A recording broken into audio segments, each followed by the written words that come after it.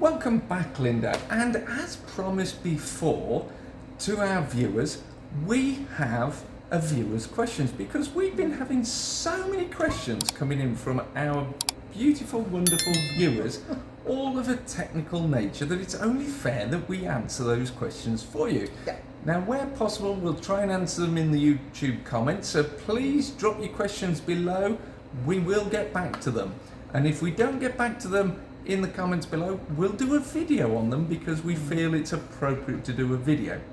So thank you very much to everybody who's been putting their questions in. Well, I've got a question here from Wan, and Wan has got a brilliant question, which is to do with the Dummy's Guide to video that we produced, the change of use on a use class E building and some of the new categories. Now, Wan has asked the question, can you guys give me your opinion on how to approach this situation?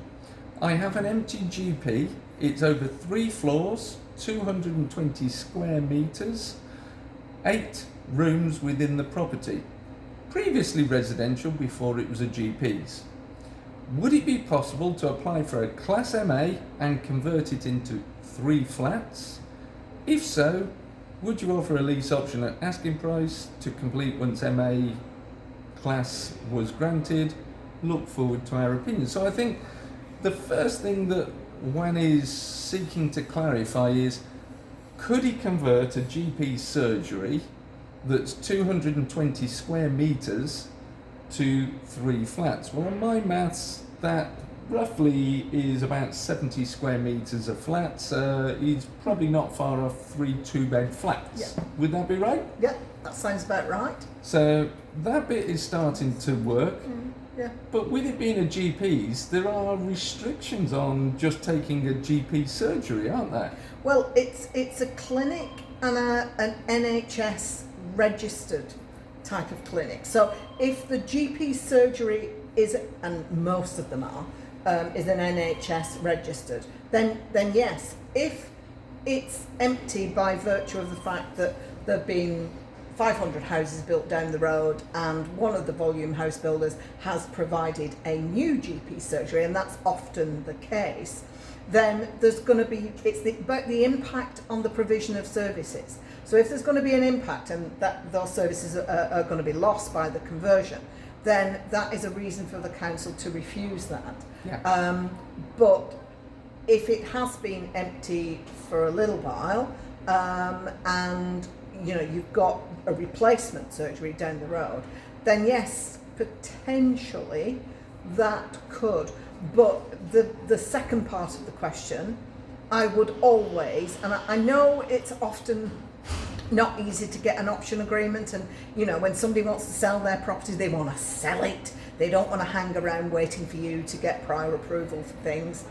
So from that point of view, I would always say try to do an option agreement, because the last thing you want is to buy a building that you can't do what you want to do with. Yeah. So I would always say get an option agreement. I appreciate it's not easy, but I would try for that if you possibly can.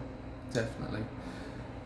Great question there. And one of the things that you've probably done with some clients, and I've certainly got some of my clients who I've helped do this, is to do a research report into the facilities provided in the area. Are there adequate facilities if this GP surgery is taken out of occupation?